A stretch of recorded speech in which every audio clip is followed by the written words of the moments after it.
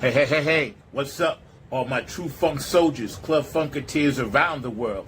This is your host of Funk from the Front Seat, number 9 right here, come to you from the funk universe that I live in. Check this out, man. Smash that like button for Funk from the Front Seat, and please subscribe. We're on every Saturday, 12 p.m. Eastern Standard Time, 9 a.m. West Coast time. Don't forget, man, Funk from the Front Seat, 9 on the Grind TV. Smash that like button and please subscribe, man. We need it all to come together.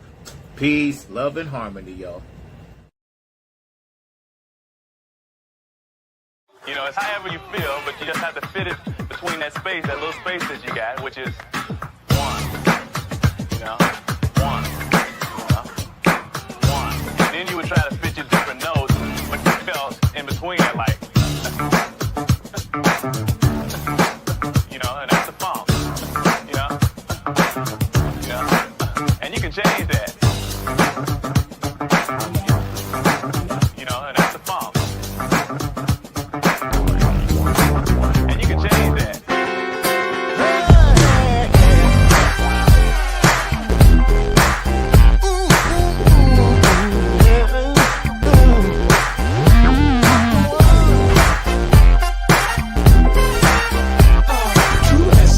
The funk is the power of the one. It's the power of the one. You know this funk has just begun. You can lean on it. Let your mind be free. Night shall not won't die. But I need the funk, baby.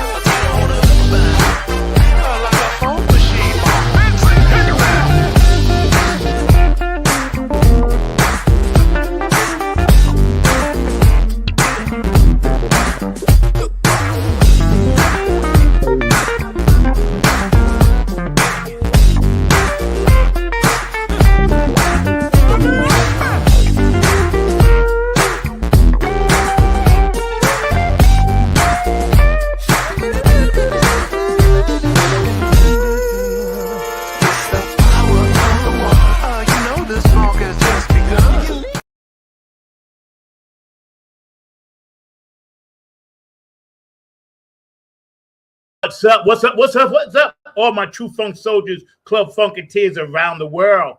Yeah, man.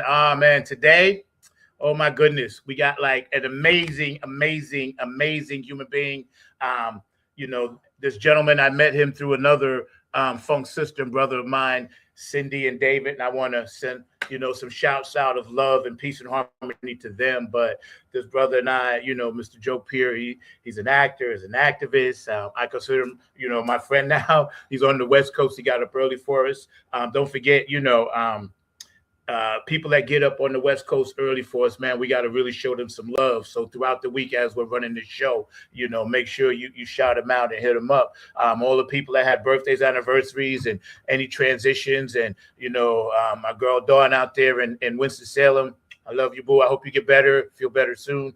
I know you're going through some stuff, and I know David is going through some stuff, and we're just gonna send love out. Shout out to Tony Cam, the captain. Happy birthday, bro. I'll see you in 2 weeks when we go back on the road.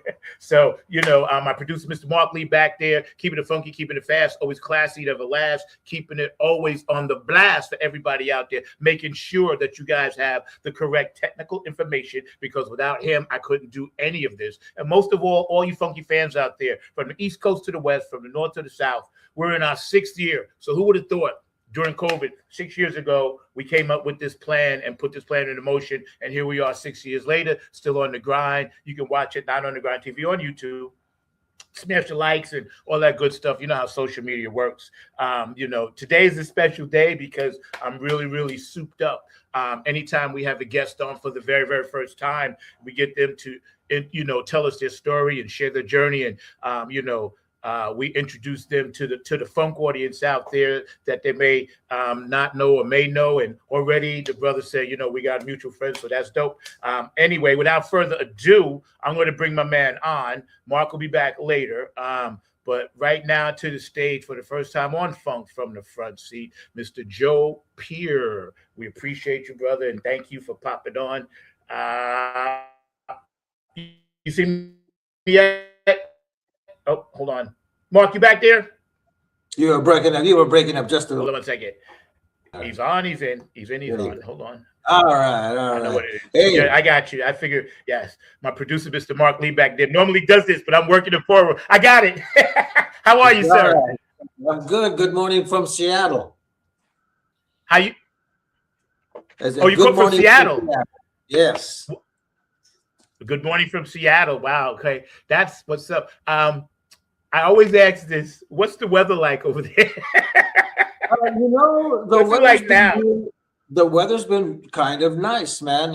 It was a little cloudy this morning, but it seems to be breaking up. I see a lot of blue sky, which is a good thing because very exciting happenings here in Ballard this weekend. It's the Ballard Seafood Festival.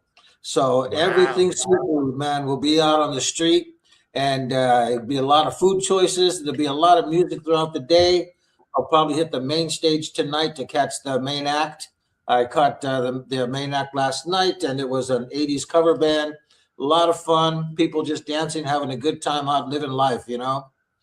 And I've also looked at some of your videos, man, and you make people very happy, man. Power of the funk.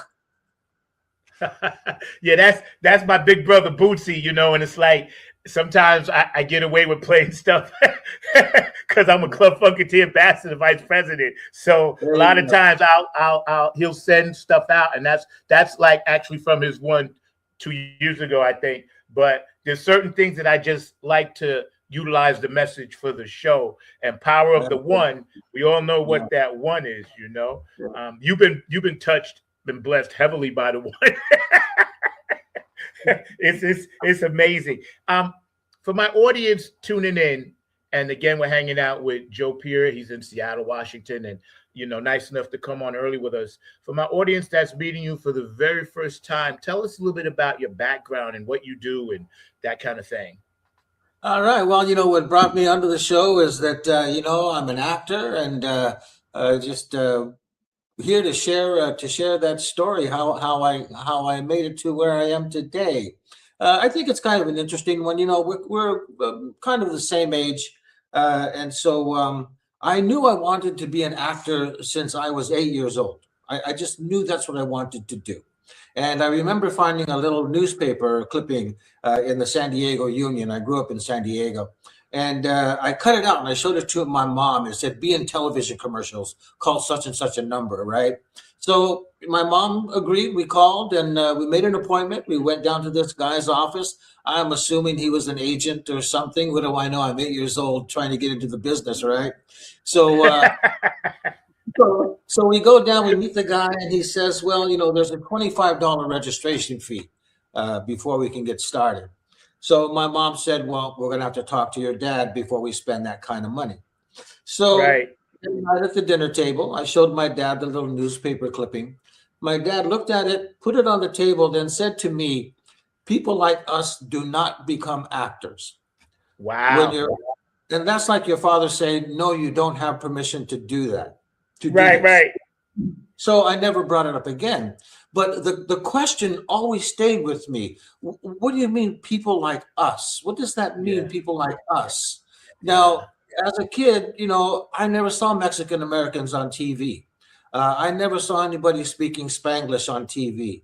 I never saw anybody playing Mexican music at their barbecues on TV. So I wasn't sure, is that what he meant? Because people like us didn't exist on television at that time, so it was an unrealistic dream, or was it more based on a machismo thing? Because my father was a longshoreman. He was a real working guy, working class guy, and the arts is not how a man makes a living. So, and it also could have been, his idea of success. His idea of success, which is valid, is you find a good job, a good paying job, you Yeah. get married, you buy a house, and you raise a family, and that's how he equated success. So Yeah. anyway, getting back to the answer of no, you can't do this. I let it go, brother. I let it go for years, and I actually wanted to become a history teacher because of a very inspiring history teacher I had, who really gave me some focus in life. But I was also dabbling in music at the time. Well, this is where the activism came in. I was also part of because of the Black movement of the 60s, that gave us Chicanos permission to find our identity. And the Chicano movement evolved. Alongside with that was the farm workers movement, which I became very involved with. And so at that time, because of the farm workers movement, Luis Valdez had created Teatro Campesino, which was doing street theater out in the fields for the farm workers to raise awareness about the unions. So I had some friends who created a street theater group, a political theater group. And they said, and I was already in my 20s at this time, mind you. So Right. from 8 years old to 20, I never thought about being an actor. So when I'm with my friends who had this street theater group, they asked, hey, we need someone to play some music behind this scene. Would you do this for us? So I said, yeah, I'll do that. So I did a little bit of guitar here, whatever. Then they said, hey, we need someone to say this line. And then it turned into, hey, we need someone to play this small part. And that turned into, I really like this. I really do like this. And the passion was just ignited. Yeah. And Picture. and I said, okay, I'm going to go for it. So I took an acting class at Long Beach City College. I graduated from high school in San Diego, moved to Long Beach, California, took an acting class at City College. My plan was to transfer to Long Beach State University because they had a good theater program. Well, some friends told me about a theater school in Los Angeles called the Inner City Cultural Center. And they said, they do some really incredible work. You should go up there and check it out. So I went up to see a show, and we had this conversation before. I could not believe all the people of color that I saw on stage, because this theater company was run by a gentleman by the name of C. Bernard Jackson. And Jack was doing multicultural and diverse casting before there was even a name for it. And then I started seeing all these classes they were offering, and just the energy of the center itself. And so I just nixed Long Beach State altogether and went to Inner City, because I was getting more attention there than I was in traditional schools, Yeah. And then I got really lucky at Inner City, because its artistic director, C. Bernard Jackson, he saw, I don't know what it was, but he must have seen something in me, because he became my mentor for 3 years straight. And I worked in every one of his plays. I went on tour with the production of Iago, which was an adaptation of Shakespeare's Othello that was written by Jack. And everything that I learned about the theater, I learned from him. Everything I learned about the craft of acting, I learned from him. And I carry those lessons with me today in every role that I play. So if it wouldn't have been for Inner City, I'm not sure I would have had the kind of luck or attention paid to me as an individual if I would have stayed in traditional university. this school was so specialized and so focused on creating theater for people of color that, man, it just became my home. And one of the most prominent folks that came out of there was a director by the name of George C. Wolfe, who is now Tony Award-winning Broadway director and writer. So a lot of people came out of inner city. It was a really rich environment, and I just grew so much as an artist. And like I say, it really, all those lessons are with me today. So I really love the craft of acting. It's something that I don't feel I ever have to stop doing. It's the one thing I've done, Zach, that I've never gotten bored with. Even though the situation is always the same, you land a role, you break it down, you get on set. That's all the same, but each experience is different because it's a different character, it's a different crew, it's a different cast. Even though you do start to mingle and work with people. Yeah, I was reading. Good.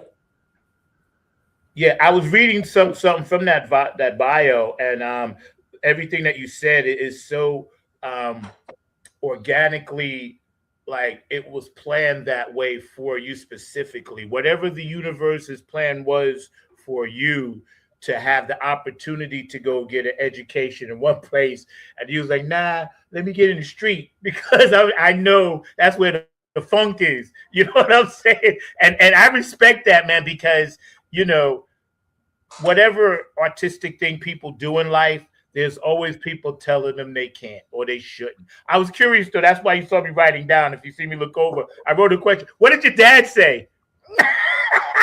I gotta know. I gotta know. Yeah. What did dad say? My dad came to see one play that I did in San Diego, and he said, "It's a lot different than TV, isn't it?" He said, "Yeah." And he says, "You really have to pay attention, don't you?" And I said, "Yeah, it's it's right there happening right in front of you." And he was very impressed with it. But where the acceptance came in was I eventually became a member of the Screen Actors Guild. And my father was a really proud member of the International Performers Union. And so when I got that union card and I went to visit him and I showed him the card, he said, "Wow, you're really serious about this, aren't you?" And that card legitimized it for him. That card made it real. And after that, he would always ask me, "Have you worked on anything interesting? Made anybody interesting lately?" So towards the end of his life, once I got that union card, it became a viable occupation for him. Yeah. You know what's cool? It's like when I hear these stories, and we're hanging out today with the amazing man. He's telling his journey, sharing it with us. We're going to show a few of his clips as well, Mr. Joe Peer. When I hear these stories of how your pride of being a Chicano, like you mentioned, and it never deterred you, it just gave you more fuel. People like yourself, I hold in high esteem because sometimes the movement is one. It doesn't have to be millions. So sometimes in this movement that happens, you're a movement of one, and then you open it up for others, and they have that pride. And I know, as an Afro-American man, I mean, doors are always closed, open, or whatever. But when people fight through things, I love to see that. And not that it was a fight that you did alone, but you're alone. You know what I'm saying? You have to go. You have to be on and give, on stage, giving that thing that you possess to everyone, and then receiving the accolades or not, but you still like, nah, this is what I'm gonna do. That's when people find that in life, I find that to be truly God's way of saying, everybody has that. You just gotta find that one thing, and that's the blessing part, man. Talking about it because you now are gonna inspire other people that may watch this show, man. That's dope. That's dope, man. I don't know. Mark is back there hanging out. I think he's busy, but he'll be back later. I do have a question for you. When you are on set and you're getting in that zone, that space, what are one of the ways that you motivate yourself to play this part, to play that part? You know what I mean? Like people may want to know, how do you get motivated? Because you're very like multiple. You can do multiple things, multiple parts. I've seen it, so we're going to show it. So how do you do that? You know, there's a couple of things I do, but one of the things that I don't know if other actors do it, but music. I will find a piece of music that really supports the scene, the emotional intent of the scene, and the emotional peaks and valleys, and that kind of sets the tone for me. And then once I've set the tone, I can enter the scene with that tone, and I feel more focused. So Yeah, sometimes music will do it. Sometimes a little meditation or a phrase yeah, will do it. yeah, In my script, if you were to look at my script on set, in the margins are all sorts of little notes and arrows that point here and go there and say this is connected to this and this is connected to that. So you know, I like to enter a scene as focused and grounded as possible. So I use multiple tools, music and little mantras or meditations do it for me. yeah. That's awesome. Because as a musician, I'm proud of that. Because without us, you know what I'm saying, we've You're been there right. since the beginning. We've been, and I tell you, you know what's funny? Sometimes I'm watching an old crazy movie, The Nights and all this stuff, you know, back in the day, right? And I always sit there saying to myself, "Where am I?" And then sooner or later, you see the band over the corner. I'm like, "Yeah, that's me." Right. Exactly. You know, I Yeah, was it's kind listening. of cool. Yeah, I was listening to Quincy Jones's album "Walking in Space," Yes, and yes. you know, it his music is so cinematic. When I'm listening to his jazz, I'm listening to the tunes. I'm seeing shots in my head. I'm seeing a camera moving through a neighborhood or something because his music just creates these images for me, and so music is a very powerful thing for me.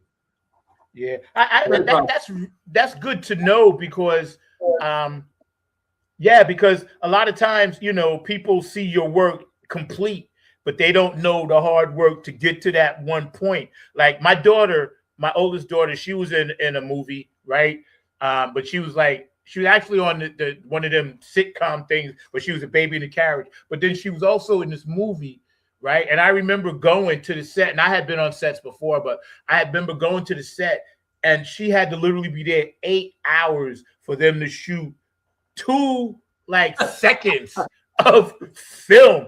The poor girl was like completely, she's on the diving board. She had to, you know what I'm saying? She was on the diving board, no less. And all the kids had to be, and they for whatever reason, the light, they couldn't just get it right. It was Yeah. all day, right? And the parents, we sit there in the bleachers. We're like, can you get this shot? It was like 95 degrees in a swimming pool area. You know what I'm saying? And so it's already hot. And I remember Yeah. thinking, acting is hard. It's a hurry up and wait environment. Yeah. It's a hurry up and wait environment. I'd like to get back to one thing you said about the hard work, and this is for all those aspiring artists out there, no matter what their discipline. I was talking with a friend at work the other day, and she said to me, "You live a really diverse life." And I said, "Yeah, I do. I was just about to go down to Southern California and do a play, and I was telling them about that. And I've had some commercials running here in Washington that everyone has been seeing." And she says to me, "You live a really diverse life." I said, "Yeah, you know, I feel very lucky." And she says, "Yeah, but I'm sure it's hard work." And I said, "You know, thank you for saying that because it doesn't just happen. It does take a lot of hard work. You're laying a foundation for the future. Every role you play, every gig you play, you're planting a seed for the future. Everything you do is planting a seed for the future." Yeah. It's funny, and see, I've always been a movie buff. Like I watch. I still have DVDs. I still got VCRs. You know what I'm saying? I sometimes I just want to see something the way I bought it. It takes me back to that time. But there's so many ways now to get access to everything, right? And I wanted to ask you, and maybe we can get this on the other side. We can think about it with all of the Yeah. social media access to everything, right? I know as an artist, I think Joe froze. Are you still Yeah. there, bro? Oh, okay, you're I'm frozen. Yeah. Yeah, you can go out and come back. I'll be here. Want me to go out and come back? Yeah, go out and Okay. come back because it happens on Seattle stuff sometimes. Don't worry, I'll be right here. I won't even ask the question, but I know what it is. Mark, pop it.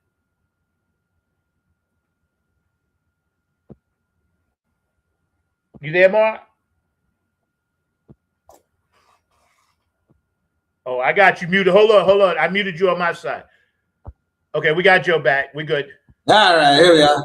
Yeah. No worries. I was going to ask you, right? Like, with I know for social media aspects, are you guys able to keep track of your earnings like you're supposed to without, because I don't like to see bootlegs and stuff like that. But in the music game, we just write it off as a part of it. We ain't gonna never make what we're supposed to. How is it in your field?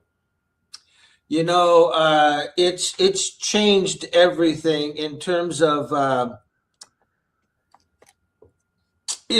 everything. There's a lot of regional stuff going on. You still have national commercials, but a lot of national commercials these days are being done by big name stars, right?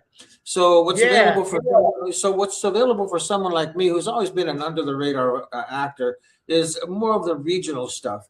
But the regional stuff is now a buyout. Even the national stuff has become a buyout. So since there are no more residual situations happening, there's nothing to track. It's hard to determine, is that lump sum equal to what you would have made if you had residuals? That's hard to figure out as well, because as you know, and you've already pointed out, with the social media and the internet, it's the wild, wild west, and anybody can do whatever they want within reason. Which brings me to one other thing. I had a conversation with a young lady about a few weeks ago, and she is a comedic stage actress and circus performer and a voiceover artist, or wants to be. Anyway, she came up with this little TikTok thing where she found these 3 strawberries. One was a good-looking strawberry, one was not so good-looking, and one was a terrible-looking strawberry. And she gave these 3 strawberries a different voice. And then she put this up on Instagram, right? Well, on Instagram, and I just learned this, apparently people can capture your sound and reuse it however they want. So anyway, this little 3 strawberry voice thing that she did has been reused over 1 million times by different people in their videos. And I was amazed that, she does not get a dime. So we're creating an environment where we're basically being taught to give it away. Yeah, I'm glad you said that. For finally, and we have other artists that see this, but finally we're hearing it from a different side point of view of an actor, actress / actor, actresses or whatever this young lady was, but just by her doing something of hers original, because we've opened the door so wide. For instance, right? I got to check the other day from Spotify, my videos, downloads, music, that. It was for $58. Now, I took the 58. I needed it, but it's just like, I know there were so many people, digging it. So it's like with this girl, I feel sorry that it's like, oh man, we can't even help her because there's no laws, there's no, what do they call it, guardrails, and we're going to get into the political stuff on the second half. There's no guardrails or anything, bro. We're going down the road like that now. She has no I think control. Mark has a question about AI. Is that true, Mark? Yeah. It's crazy. Mark, you had something? Come in. Mr. Mark Lee, producer, phone from the front seat, Line on the Grind TV. Are you on mute? No, you're on mute. You're on mute. Unmute. Unmute. We can't hear you. Yeah, he's got to come back. I know what he's going to ask, though. I think it's something about AI, which we all got to live with now. What are your thoughts on that? AI is a big problem. Big problem for us. Did you want to ask a question, Mark? Yeah, can you hear me now? Yeah. Yeah, you can hear me now? Yeah, you good, bro. Yeah, good. Thank Well, you. the other question that I was going to ask you is, I know that AI is definitely impacting the theater and the film world, and definitely I was just wondering your thoughts around the impact of AI, because I've heard a lot of people in the acting community say that they are concerned that eventually we might not see that many movies that are actually starring real people because they're going to star AI. Because apparently there's like some AI movies that are already out that don't even have actors. They got AI talent and everything like that. So I just wondered, how concerned are you as an actor about this notion of AI taking over the industry? I'm really concerned. I'm very concerned about it. Not just as a performer, but it's going to decimate other areas of the business before it hits me. There's an AI actor who just booked a movie, and so let's see how that plays out. It all depends on how receptive the audience is going to be to that kind of image on the screen. Myself, I not happy about it. But let me get to what I was going to say. I think it's going to have an effect on other parts of the industry first, as it's already having an effect on graphic artists. There's a big movement here in Seattle amongst the film community where some film community folks are pushing back saying, look, if you're going to use AI on your movie posters, I'm not going to support your film. Because what's happening is you're knocking out a segment of the artistic community, the graphic designers. Yep. They're going to lose Yep. that work. I think we've already seen AI decimating the voiceover industry, particularly book narrators. We're going to see AI start to build set designs and costume designs. That's going to put designers out of work. And it all depends on how filmmakers embrace AI and use it. There is an active movement of filmmakers who are dedicated to not using AI. There's also movements happening right now to make it necessary for the filmmaker to label his film, this was AI produced, or no AI was used in this film, or aspects of this film where AI was used in this film. It's important to identify AI so that people can recognize it. Now, there's some things that AI can't do when it comes to a performance. That's right. That's right. If you look back at Yep. Viola Davis and her performance in Fences, when she has that breakdown in front of Denzel Washington's character, AI can never produce that kind of honesty. It can mimic it, but it can never truly produce it. The movie Hamnet was really one of the most beautiful movies I had ever seen, one of the most beautifully acted movies I had ever seen. A friend and I were talking after the film, and I said, AI could never make a movie like that because there was too much humanity in it. And I think this is where we really need to put in where the safeguards are. Use the technology to enhance your film if that's what's necessary to tell your story, but don't forget the humanity. Don't let it do everything. Right. So Mark, I'd like to piggyback on that. Yeah. That was beautifully said. But before I forget the thought, I didn't mean to cut you off, but I have to say this.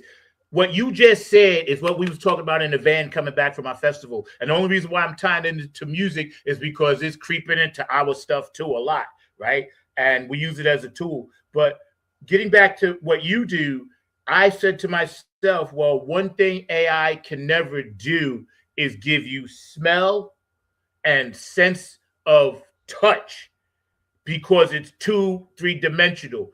Whereas you can look at certain characters in a movie, if they're grimy, you can smell it, depending upon the actor or actress, right? And Denzel, one of my favorites, of course, Robert De Niro, love him, and Angela Bassett. But when you look at our senses, 5 senses, and the other ones that we use, AI can't really tap into that. Like it'll cry, but you ain't feeling the tears. You ain't tasting the salt. And live, what you do, brother, on stage, that's always going to be there. That's why, anybody that's doing any live thing, keep doing that because AI will never be able to do that. No. That's all I was going to say.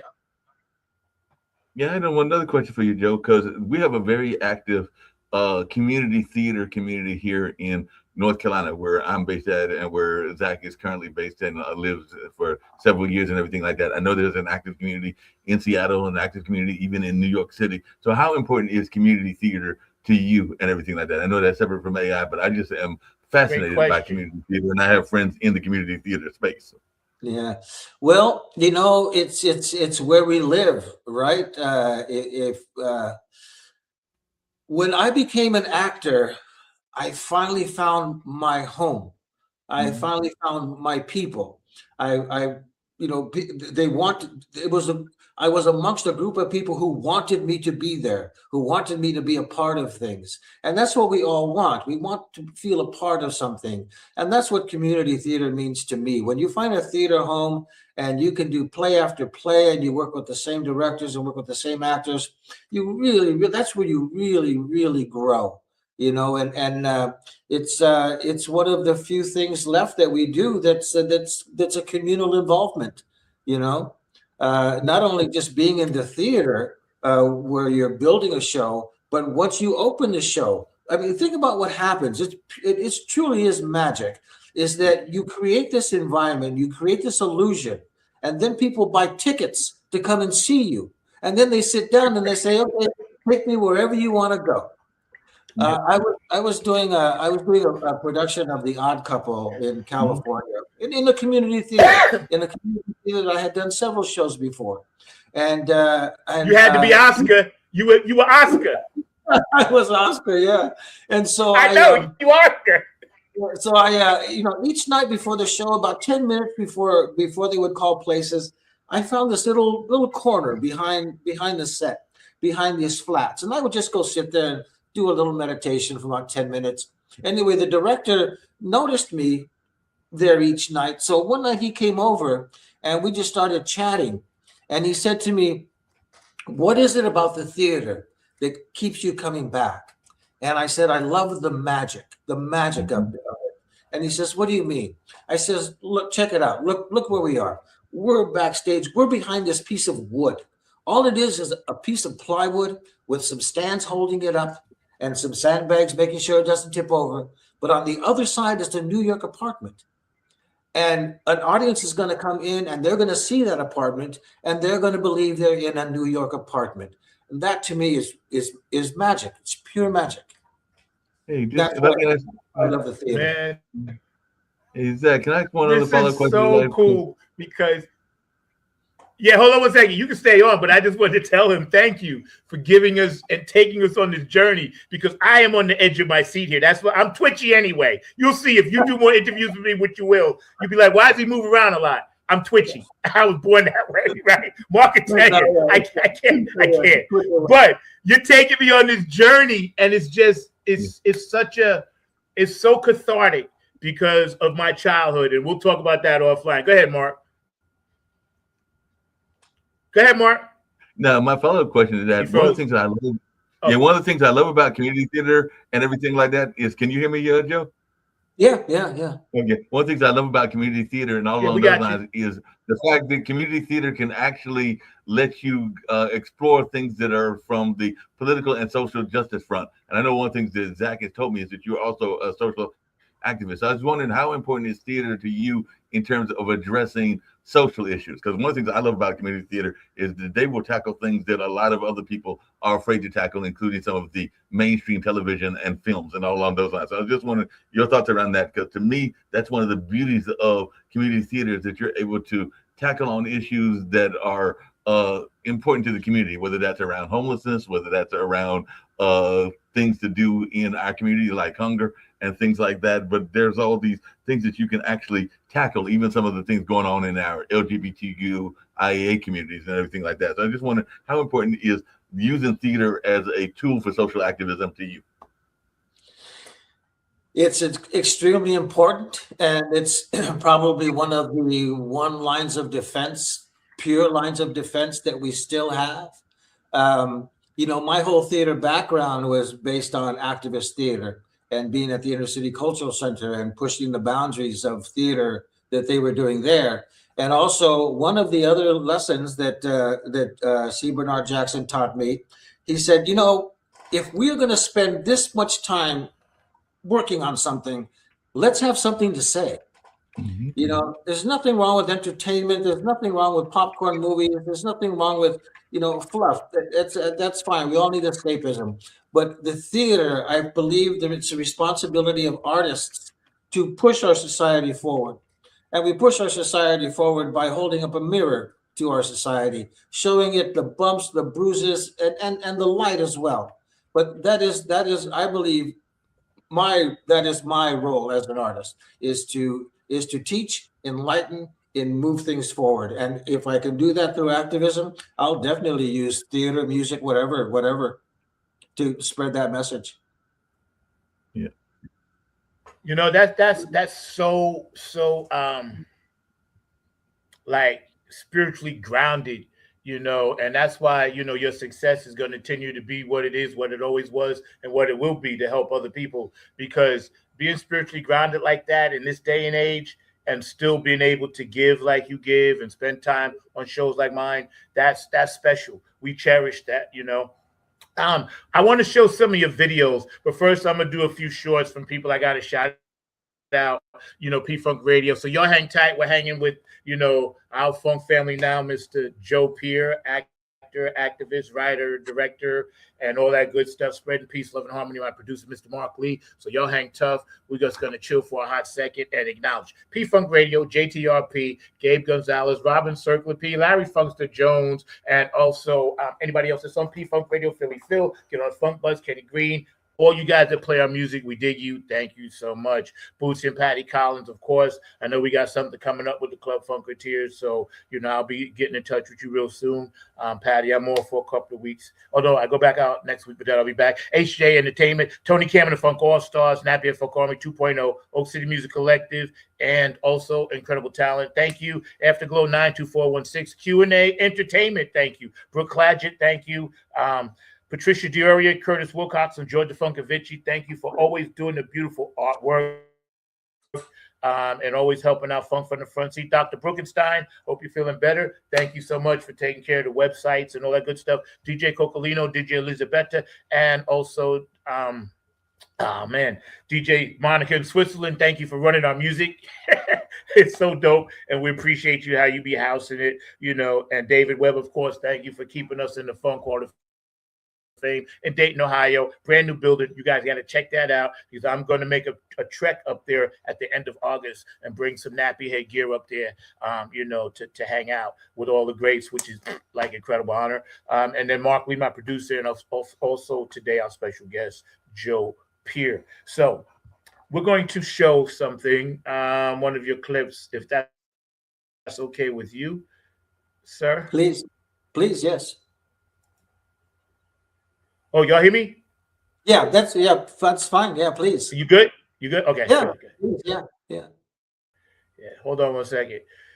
This one is about 2 minutes long. Now, actually, I'm going to show the one that's a minute long first. So you guys check this out. You're going to love this. Boom. Here he is.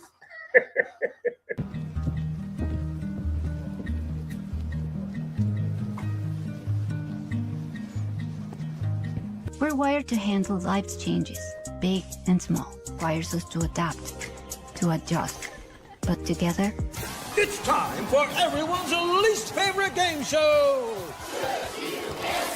Is that your dentist? Or is someone trying to convince you your nephew's in a foreign prison? You won't know the answer unless you answer.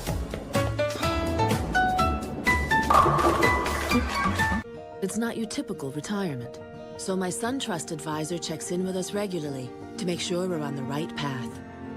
My air conditioning and heating costs were through the roof. Literally, air was leaking right through my roof. Now my whole house is being sealed up and insulated. I got back more than $1,000 from my utility company. Ah, the incentives, the savings.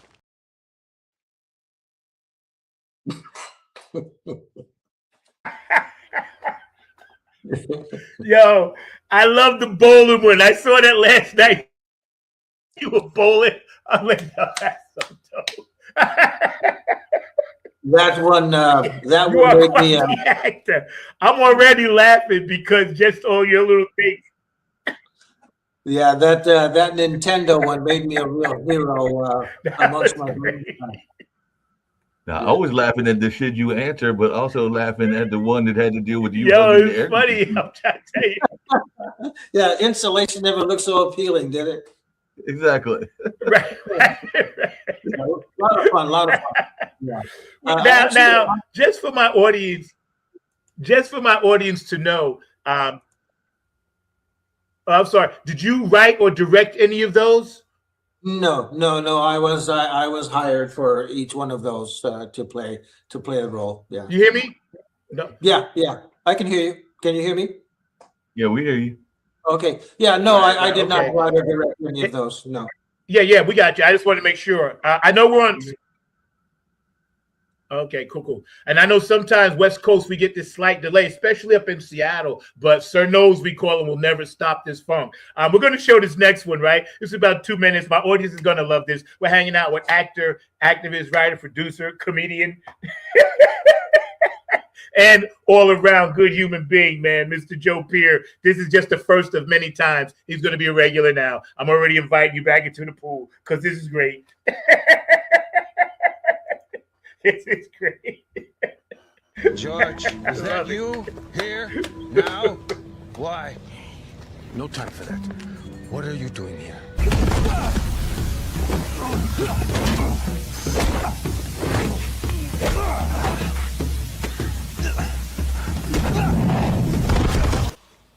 Hey, are you okay?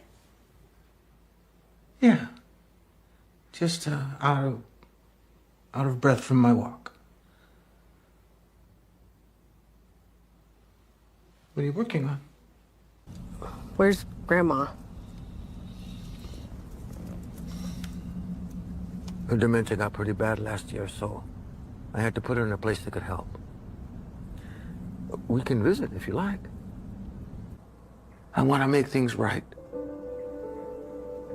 If I can. I can manage on my own. I know you can. You shouldn't have to.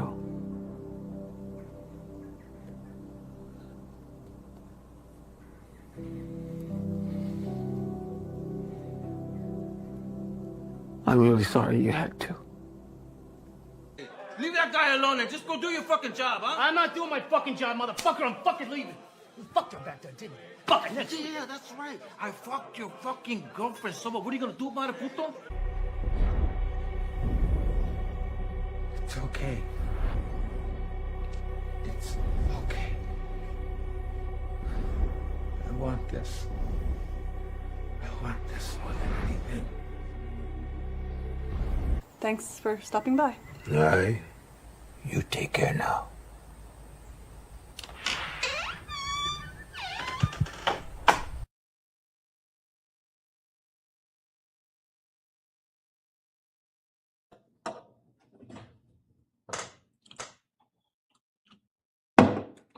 Bravo. That one dropped the T. That's personal. I relate to that last one with the daughter, granddaughter. That's you can I gotta say it like this sometimes. New York, I'm from New York. You can act your fucking ass off. I'm gonna give you like my version. I'm gonna give you my version of an Academy Award. Okay, right here on this show, I'm giving you the Academy Award right here to Mr. Joe Peer, best character actor I've ever had on my podcast. You did a great job. Thank you, dope, man. That's dope. Mark, your thoughts?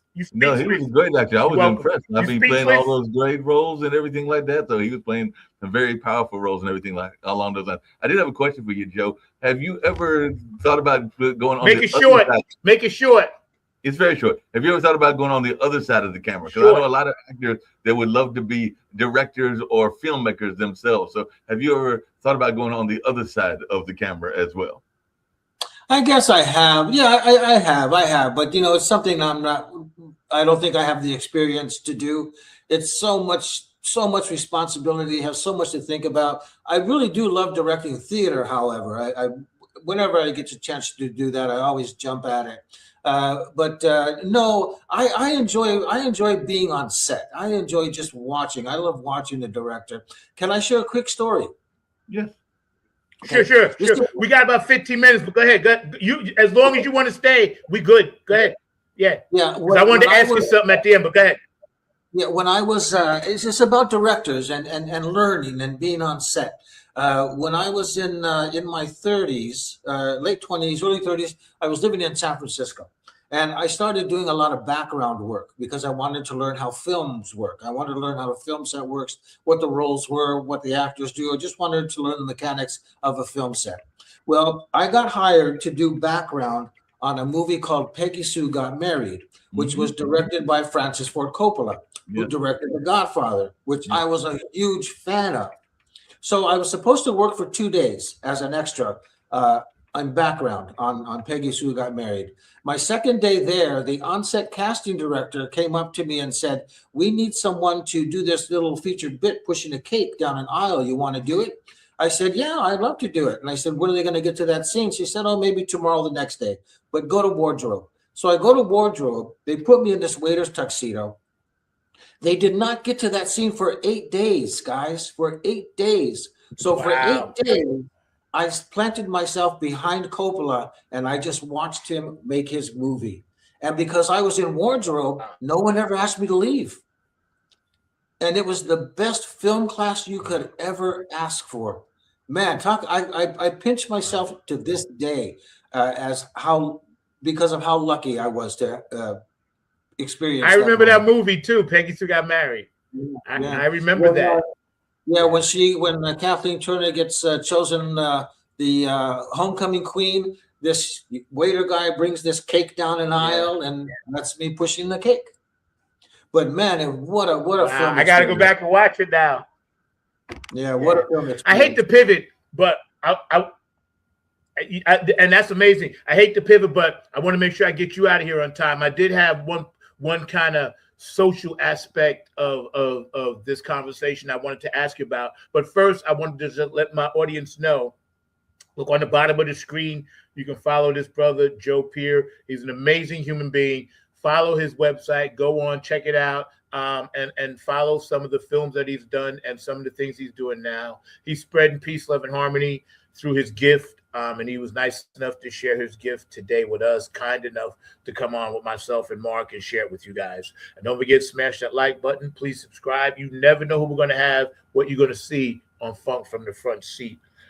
And you're going to be back again. So I'll just start this conversation because we all know that our situation in this country is dire. We cover it and mask it by the things we do in the arts. We give them that to relieve some of the tension and pressure. But do you think or feel that we can kind of finally put the racial tension aside? Because I know artistically you're doing it, musically we're doing it, a lot of us are doing it, but do you feel it's really taking hold on the people it needs to? You know what I mean? Oh boy, such a big question right now. It reminds me of a conversation I had on July 4th at a barbecue, July 4th barbecue. And the discussion turned to Democrats and messaging. What was the messaging that didn't work last time? And what's preventing the message from getting out right now? And one of the things we came up with is that someone said, well, the press has to hold, let's just say Trump, accountable. When he says something we know is a lie, call him on it. And, we talked about that for a little bit. And there's two reasons why it won't happen. The main reason is corporate media. They're protecting their dollars and their investments. Two, the journalists have to be careful in a sense, because if they push too hard, they'll get eliminated from the press pool altogether and then lose all access. So where should the messaging come for our communities? It should, for all communities, let's say, this messaging now has to come from the politicians. when Trump calls all of us communists because we're progressive thinkers, if the media is not going to say, well, do you have any proof of that? The Democratic politicians, when they go on these news programs, they need to say, we are not communist. No matter how many times that's ridiculous. we are not communist. This is what social democrat really means. This is the definition of communism. This is the definition of oligarchy. Push back on, let the Democratic candidates should be pushing back on the media. They should take up the mantle because the media is not going to do it. So what's going to bring our community together to solve all this is going to be messaging. It's I don't know. It's so hard to figure out what went wrong last time. Yeah, and thank you for answering that so eloquently. Yeah, I'd like to hear your thoughts, quick, if you don't mind. And I agree because again, I tried to gear my last two songs I put out towards, one is United We Stand and one is Grid Go Down, to try to give like some forewarning to people, like you can see this coming. Like I'm old enough to know, I'm 68, grew up in New York. I lived in Virginia for 10 years. Now I lived here for 10 years. So I've lived in other states. I grew up in New York. I'm old enough to know the cycle when I see it. The power of the one has given me like longevity, so when I see this, I'm like, we're in a place now that people like that are like, hey, you do you. It even makes us uncomfortable. I'm a heterosexual male. I got 2 daughters. I have a son in Georgia. My kids are fine. My 2 daughters are biracial. I was married to a Scottish, white woman. So all of that other stuff in New York, we like, nah, leave all that stuff alone, right? Mm-hmm. And then around the country now, today, I've been to marches, I've been to protests. I see so many young people of all races, creeds, colors, transgenders, whatever, out here fighting this good fight. And I'm behind them 100%. That's where I stand when you ask me. I'm behind them 100%. And the way I have to do it is through music. So I wrote a song called United We Stand. I wrote a song called Grid Go Down. What you going to do when the grid? So I'm trying spiritual purpose. I have a song called Revolution. So I'm trying to give it the way any musical artist would. And I feel as an empathic spirit, I connected with you on many levels because we've talked several times. My audience don't even know way before this, right? I feel like you do. Keep going, keep encouraging, planting seeds to young people. I recently applied for a grant to teach funk school down here, right? It's not much, but I'm going to try. So I'm, hope give me good positive for that. I just got the email. They're checking it out, this, that, and the third. And it was actually through someone that Mark Lee knew, and, so I'm trying to do these little things, plant a seed here, there, and then maybe. So I don't know, but it's weird, man, right now, bro. Oh, it really is. And you brought up something really important, Zach. You brought up something really important is that, it can feel overwhelming and we can feel isolated and we are kind of forced into our little isolated bubbles. But I'm reminded of 2 things, and I'm going to paraphrase here, but I think it was Alice Walker who said, if we each bring our little stone of activism and add it to the pile, we'll eventually have a mountain. And it was Lily Tomlin who a long time ago said this: we're all alone in this together. Really. This is why I meet with my protest group every Saturday here in Ballard, the Ballard Defenders of Democracy. Every Saturday from 12 to 1 p.m. we meet at the corner here, and we have our signs. And that's my release. That's my not being alone. It's these people who keep me positive. It's these people who keep me optimistic. And when people are driving by and they're giving us thumbs up and honking their horns, we're giving them permission to express themselves as well. Yeah, I always honk when I see it because I just feel like, first of all, God bless you for even doing it. It's hot. You know what I'm saying? And again, you're voicing our freedoms, our right. It's our right. We should not be forced to do things that we feel as a group are detrimental to our own sanity and our own health. We have kids growing up in this bullshit. You know what I'm saying? You can grandkids, whatever, cousins, aunts, uncles, sons, daughters. You know, they should not be dealing with this bullshit. I'm gonna just say it like it is. It's facts. They should not have to be dealing with this. You know, it drives me nuts. Yeah. You know, coming from a Mexican American background, you know, this whole ICE thing has my family's just terrified. And we're talking American citizens. I'll share a story with you real quickly. I have a niece in Pasadena.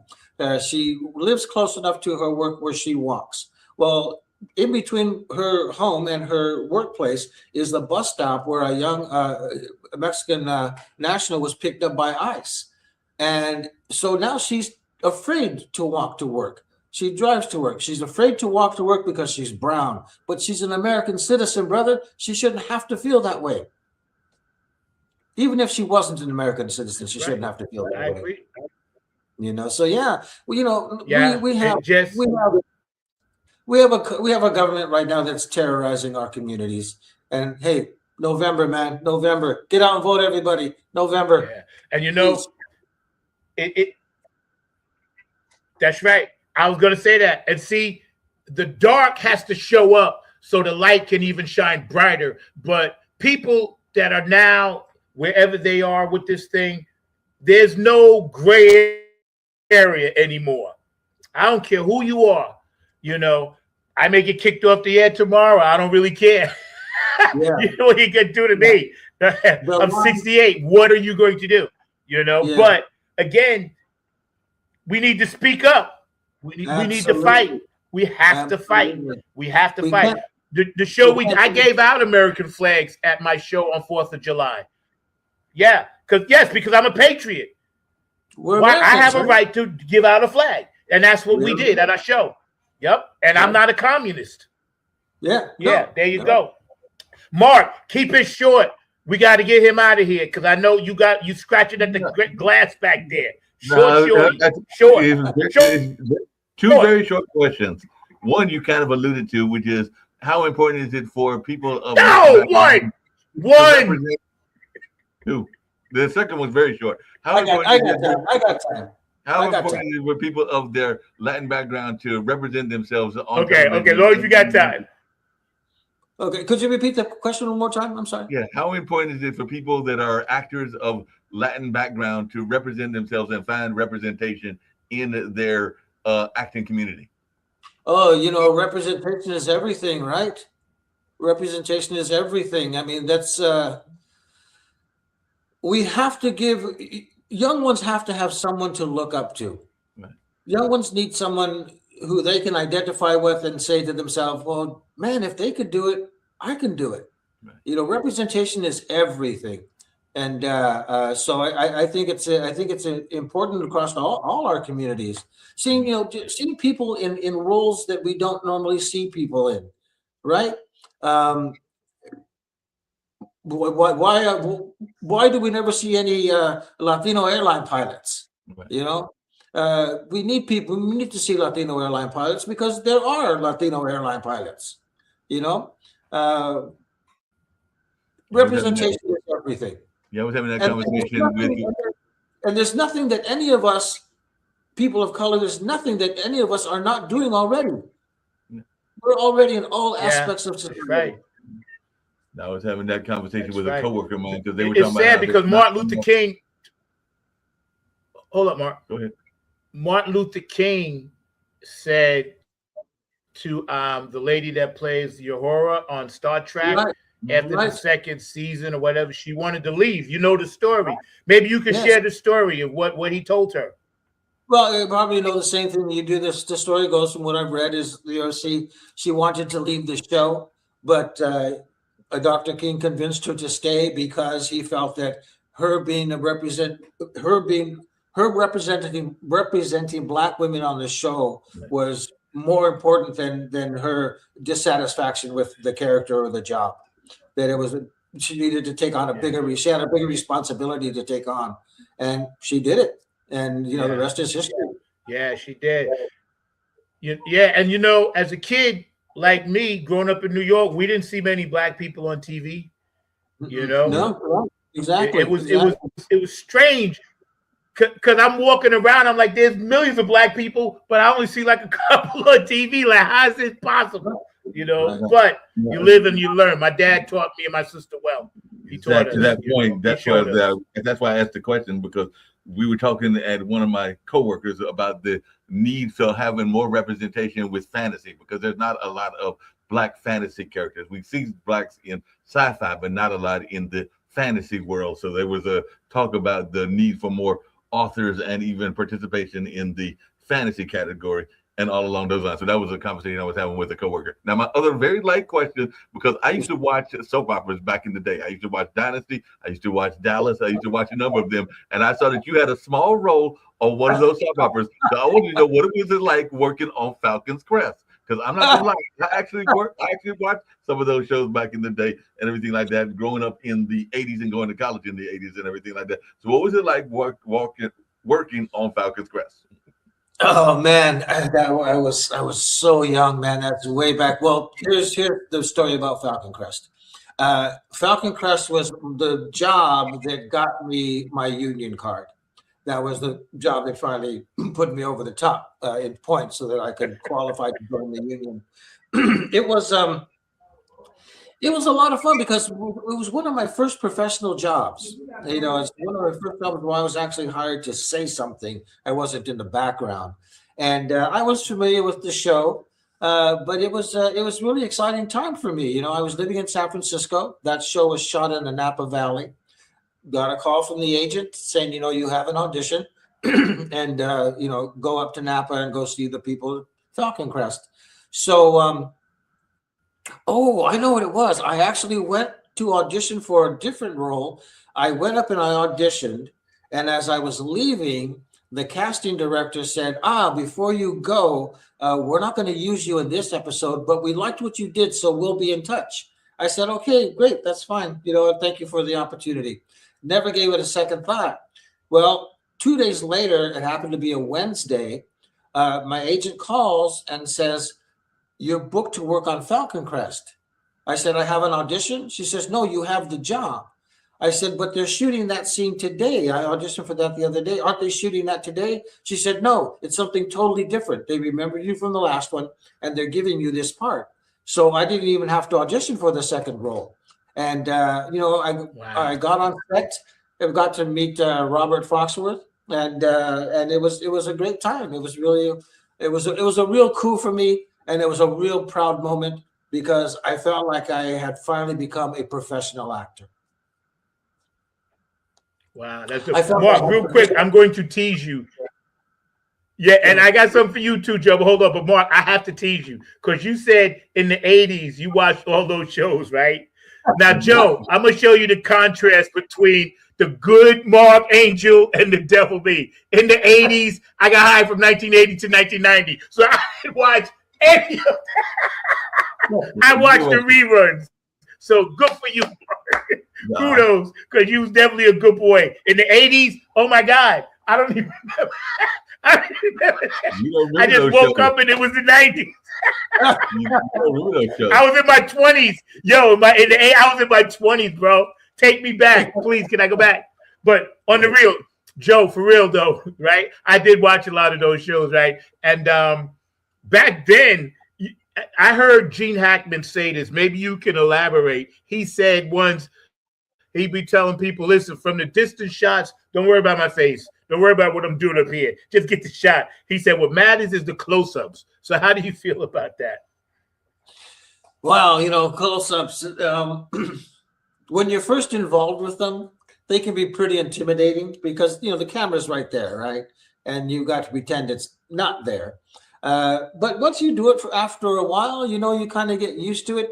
But then there's another thing that happens for me as a performer, and Mark, it probably happens for your friends in the theater as well, and maybe even yourself, is that I show up so prepared that once I'm locked into the scene and the director yells action, everything else disappears the crew is not there, the camera's not there. The only thing that's in my focus is the other actor and the lines that I have to say to them, because you're so in the moment. So that all kind of disappears. And I before each take, I do make myself aware of where the camera is, so that I make sure I'm in focus and I'm in the right sideline. But once I've established that and the lines start, everything disappears. I don't even see it anymore. I'm just in that moment, whatever that character is living at that time. Yeah. I love to see close-ups of actors when they change their facial expressions for certain lines. And I think to myself, wow, they must have worked on that 1,000 times just to get that right. You know what I'm saying? That right little twinkle or that expression, or like when you move your head a certain way. Like, who's the actor? He always talks like this. He was an NYPD. What's that guy's name? With the red hair, David something. Yeah, right. Remember him? Right. What was his name? Anyway, he developed every line he did. He had his head like this, and I was like, man, what a gimmick! Yeah. Well, if I could get back to theater, Mark, for a little bit, one of the main difference between acting for theater and acting on camera, in the theater, you act it because you're playing to the entire house. You're trying to project to the last row in the theater, right? In film, you think it because the camera is right there, and the camera will pick up the slightest motion. You don't even have to work at it. If you just think it, your emotions will come through. The differences between the two, theater for me is like a trapeze artist without a net. It's that live theater, that live experience, and you get to play the through line from the beginning of the play to the end of the play. And it's like no other environment in the world. And I really do miss it. What I do like about film is that I like the technical aspects of it. I see it as a dance. I see it as a dance between actor, technology, lights, and camera, especially if you're moving. Actors are moving, cameras are moving. It's like a little choreographed ballet, and I love being a part of that machine, that wheel in the machine, that one wheel in that machine that makes it all work, or that in film, you can really work on a scene. Somebody says something that just triggers something in you that makes you feel something different, and the director says, hey, I like that direction, let's explore, let's work on that for a little while, explore that direction, and you can really fine tune and just get things really, really, really nice. They're both really gratifying for me. But I do who are some of your actors and actresses? Who were some of your actors and actresses that you watched pre-1955? Because I like to watch a lot of old movies simply because I love like the scenery of it. Being a musician, I'm always thinking theatrics, and I was always in plays and stuff. And I love looking at like the sets, right? Who were some of your go-tos back then? And I know it was Jack because we didn't really see our people doing it, but I used to always love to see like Betty Davis when she was younger, people like that, you know what I mean? Who were some of your people that you dug back then? Well, it's just another story, about how we evolve.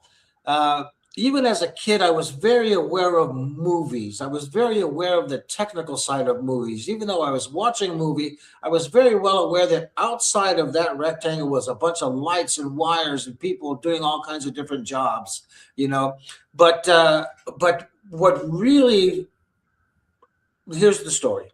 I told you my father was a longshoreman. He worked on the waterfront. Mm-hmm. Well, one afternoon, and this is before I found the newspaper article about being in television commercials. Anyway, my father decided he was going to take us all to the drive-in one night. So we go to the drive-in and we go see the movie On the Waterfront with Marlon Brando. So first of all, here's a movie about a world I know about because my father was a longshoreman. I had been to the waterfront. I knew what it smelled like. I knew what it looked like. I knew what it was like to be around the guys who worked there. And I said to myself, wow, I could be in a movie like that. because I finally saw a movie about a world I knew something about. But then Marlon Brando's performance just mesmerized me. Just the naturalness, just the realness, just it made me want to be an actor. So that was my first influence. But growing up as a kid, all of the movie stars of the time, who made movies that I really liked. I like the fantasy movies like Journey to the Center of the Earth, 20,000 Leagues Under the Sea, anything science fiction, So whatever people were putting out, I was eating it up, James Bond movies. I was first in line for any James Bond movie when I was a kid, Oh, man. Same. But in terms of I used to love. Remember. Oh no, go ahead. Oh no, I was just saying one other thing. And every so often you'd run into an actor who was like you. For example, Anthony Quinn in the movie Viva Zapata. Anthony Quinn is from Mexico, and he played a Mexican in that movie. And I said, wow, he's Mexican. I could be him, that kind of thing. So, I was always looking for some sort of validation, sort of validation that would give me permission to be an actor. Yeah, it's funny because my older nieces, my older nieces used to always take me and nephews to movies, and I remember the first time I saw Sidney Poitier in the movie about like down south or something. He said they call me Mr. Tibbs, right? I was like, oh my God. They let him be like the lead guy, Yeah. And so, again, I'm about your age, whatever. I couldn't believe it, and it gave the Black community a sense of pride. And no matter to this day, if you ask someone my age who was one of theirs, they'd be like, oh no, Sidney. I'm saying Sidney Poitier. And of course, Harry Belafonte and Lena Horne. They had kind of gotten through, James Earl Jones as well, when he did The Great White Hope, I remember I didn't see it, but I heard my mother talk about it. Oh, you've never seen the movie? You've never seen The Great White Hope? Oh man, put it at the top of your list. I've never seen it. I heard people talk about it. That's I gotta watch it because it scares me. I love James Earl Jones, and I'm not talking to Star Wars. I'm talking the other guy. I'm glad you brought those actors up. I grew up in a very mixed neighborhood. It was working class Blacks, Mexicans, whites, Filipinos, Asians, and I remember Sidney Poitier in Lilies of the Field and The Asphalt Jungle, and I said, wow, who is that guy? He's got such dignity, and he was just such a pleasure to watch. And then in The Heat of the Night, where he has that scene where he slaps the rich white man, whoa, man, that just changed movies forever. And that was an incredible moment. Yeah, I just watched Lilies of the Field last month. And I had to go back. I couldn't believe it. I had to, because you see stuff on Turner Classics. I was like, all right, let me watch it. And I was like, oh, Lilies of the Field, just hey man, that stuff. Oh my God. And then Justin's coming to dinner. Yeah, it's amazing, man. Fantasy in your line of business. That's why I can understand why you say I'm not going to stop doing this. Why would you? Why would you? It's like, oh, no matter how old you are, there'll always be a role for you. They kind of diminish as you get older, but there'll be a role for you. It just takes time to come. Yeah. We've had a blast today. We're going to bring you back. When can you come back with us? When can you come back? Hey, you let me know when you have time and we'll schedule it. I can come back next month. Yeah, because I periodically you're going to have to come on and my guy down in Texas, George DeFuncavinci, what's up, bro? He does like a lot of my artwork and stuff. That brother right there is deep into the funk. But we do have fans that watch. They'll come on, they'll pop on and off or whatever. Go back and watch. But I got to hear these stories because I know you got millions, and we want to hear them all. We all have stories, brother. We all have stories.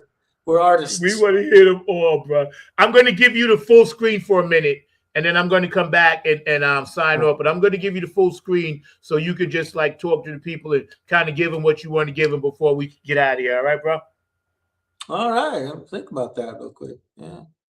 Well, I guess all I have to say is that it's a real pleasure being here to talk with Zach and be out here in front of all of you. I know what to say. Keep up the good fight. Keep making good trouble. There's a lot at stake. So if you're an artist out there, create your art, have something to say. And if you're concerned as a citizen, November, get out and vote. Please vote, vote, vote. It's really important. I think that kind of sums it up because, again, we're just scratching the surface with our special guest today, actor, activist, writer, director, Joe Peer from Seattle, taking the time to be with us, man. And for everybody out there, please follow this brother. He's an amazing human being, as you've seen on the show. We laugh and see now I gotta have you on just to make me laugh, couple. Anytime, my friend. Anytime. I need to laugh, bro. Yeah. You're so cool. You're mad cool, man. You're my brother now. Thank you, brother. Life, bro. For life, man. For life, man. Mr. Mark Lee, on behalf of him, I'm going to sign off. So listen, everybody have a safe, healthy, happy Saturday. And I'll see you guys next week. We're going to come back and, do it again. Funk from the front seat right here at 9 on the Grind TV, man. Y'all take it easy. Peace.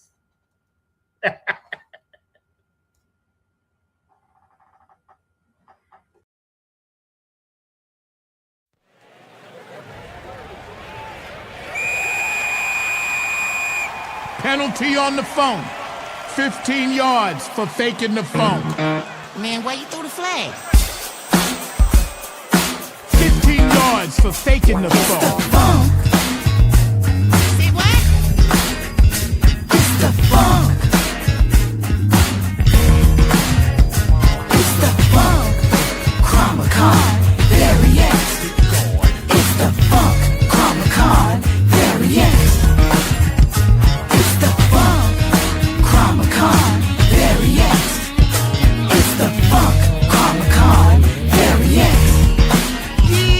Better switch your deadbeat back to the two-pump truck and hang your head, cause I'm throwing out this flag on the phone.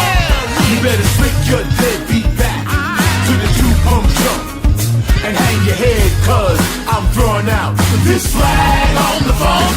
There's a penalty if you don't shake that ass. We're gonna put you on blast, brother, and if you don't shake that ass, there's a penalty on the funk if you don't shake that rump. Causing the earth to shake, rattle, and roll to the sound of the nappy bump. There's a penalty. You know we gotta step on the gas. And if you can't get with this beat, I'm gonna put you on blast.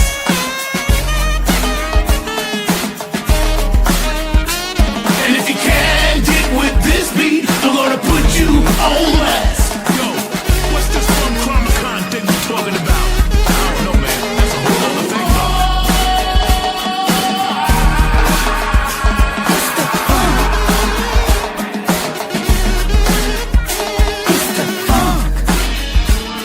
Everybody in the house say yeah. It's the funk. Chromacon, variants. It's the funk. Chromacon, variants.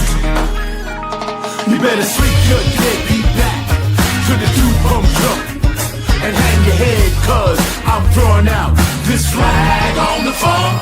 You better swing your deadbeat back to the two-pump truck and hang your head, cause I'm throwing out this flag on the phone. We're coming from the nappy land. Flag on the funk is not the plan. So let us play it loud for the new funk radio crowd. Stop throwing the flag on the funk and let me shake my rump. Squeeze me, tease me, and never let me go. I'm throwing the flag That's another funk comedy show.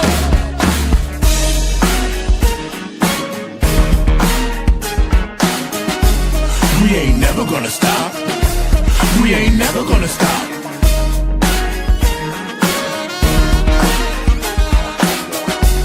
We ain't never gonna stop. We ain't never gonna stop.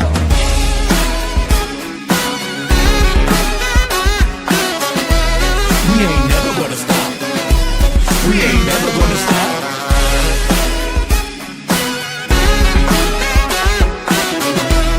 We ain't never gonna stop. We ain't never gonna stop. You better swing your deadbeat back to the two-bone drum and hang your head, cause I'm throwing out this flag on the phone. You better sweep your deadbeat back to the two-bone jump and hang your head, cause I'm throwing out this flag on the phone.